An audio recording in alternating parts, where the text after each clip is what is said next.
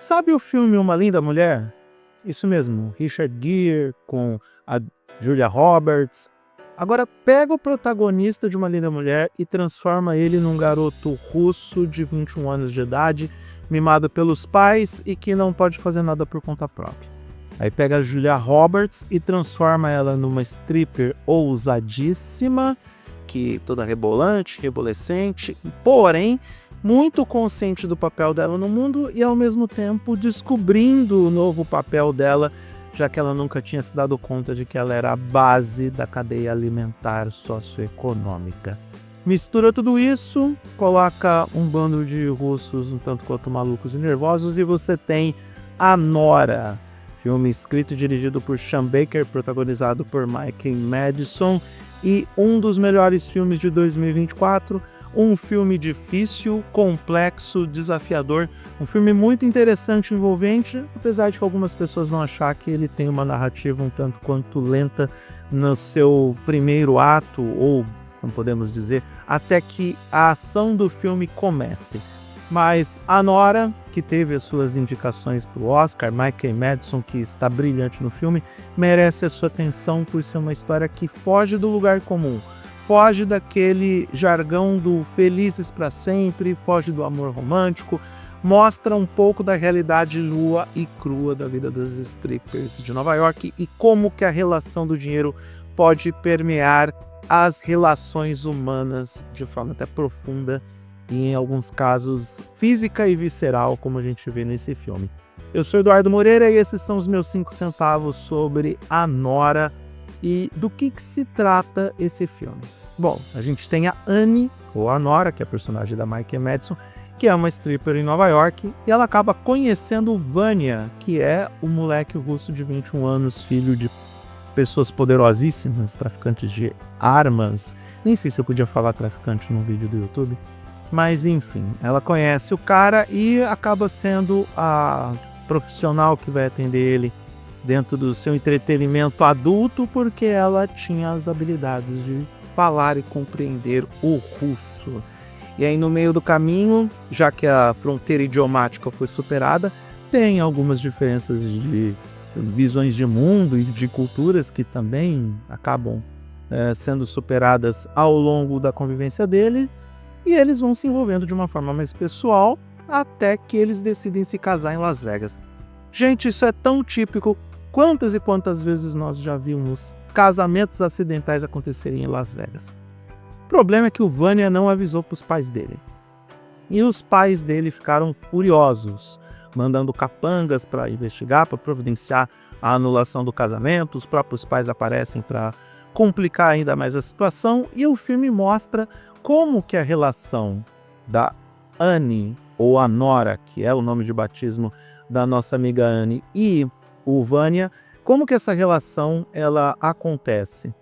Pela questão financeira, de forma inicial, porque ele paga para que a Annie fique durante uma semana com ele, deixando a sua vida de stripper lá na boate onde ela trabalhava para ser exclusivamente a companheira dele na aventura de viagem, sexo e outras substâncias ilícitas que eu tenho medo de falar nesse vídeo, porque senão o YouTube vai reduzir a visibilidade dessa peça audiovisual.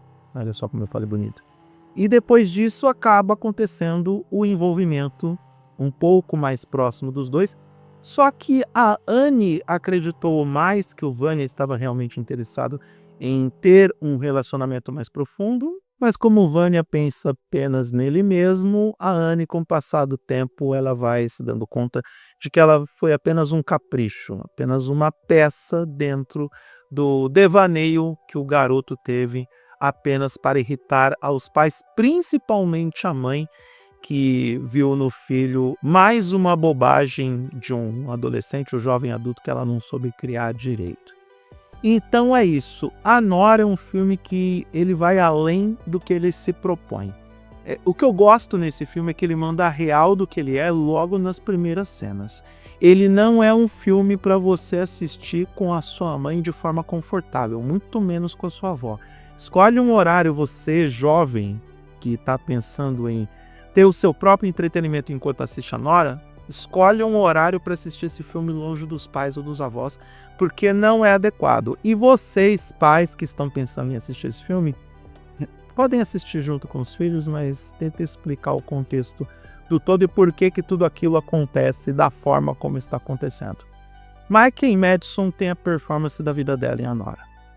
A entrega dessa atriz é plena, assim, em níveis que poucas vezes nós vemos em Hollywood, em um filme cujo personagem central foi escrito pensando especificamente nela.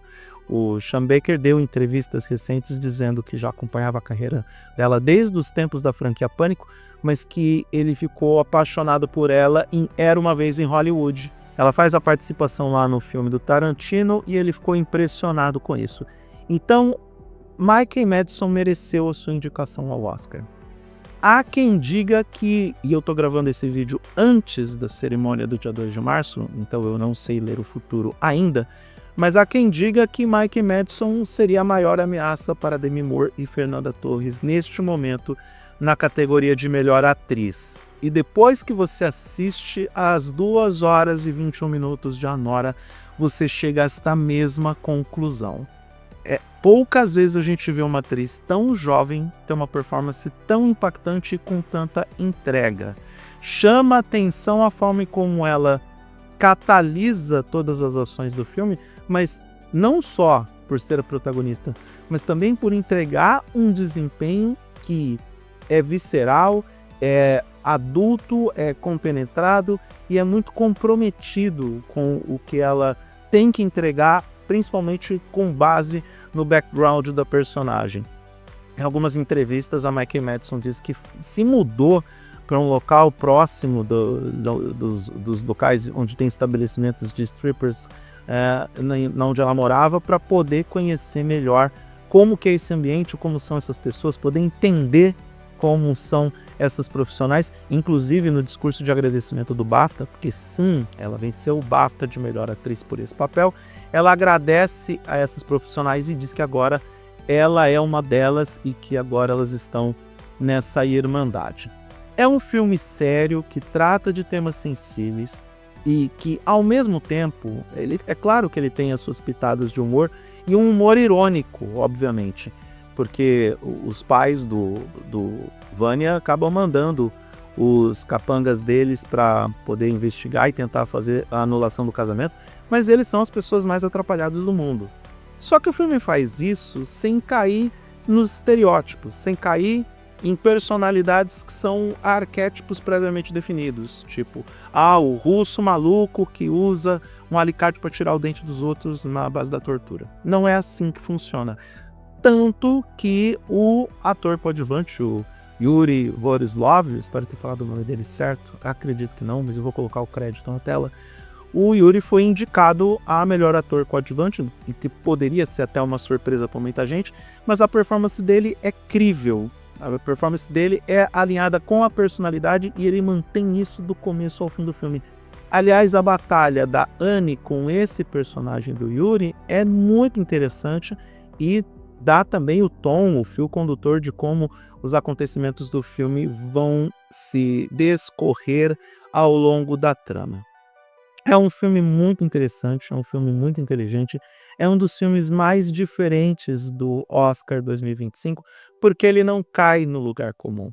No lugar dele trabalhar a ideia de amor romântico, de felizes para sempre, como eu falei no começo do vídeo, ele parte da premissa de que o amor não é perfeito, as pessoas sim se aproximam por interesses, sim, porque apesar da Annie ser a grande vítima de todas as manipulações de narrativa do qual ela é vítima, manipulação do Vanya, manipulação da família dele, manipulação dos capangas que vão atrás dele, tudo isso mostra que essas relações elas são mais complexas do eu te amo e quero ter uma família. E a Annie não é inocente. Ela viu no milionário russo a oportunidade de sair da vida que ela tinha, que era uma vida bem ferrada, uma vida humilhante. E aí a gente se pergunta, quem é que diz que stripper, prostituta tem vida fácil, minha gente? Isso não acontece. E o que é mais irônico, né? Um filme que trabalha com essa questão do capitalismo mandando em tudo, mas quem é a força dominante econômica nessa história é a família russa e não a família norte-americana. Há uma certa inversão de narrativa que, lá no plano de fundo, acaba funcionando dentro da proposta apresentada. Então, A Nora é um dos filmes mais desafiadores do Oscar 2025. Posso dizer dessa forma porque muita gente vai achar esse filme lento, principalmente nos primeiros 50 minutos, e ele é detalhado para poder construir a história da relação dos protagonistas ou dos dois personagens, onde a história central acaba girando e que é apresentado em tela. Mas ele é um filme que, quando o conflito se constrói, quando os pais do garoto russo descobrem que ele se casou e que, obviamente, o filho não contou para eles que ele se casou com uma stripper, esse filme se movimenta em torno de diferentes pautas que são muito além daquilo de simplesmente mostrar as mulheres seminuas rebolando no colo dos caras. Sim, o filme tem isso, o filme dá visibilidade e contexto para isso.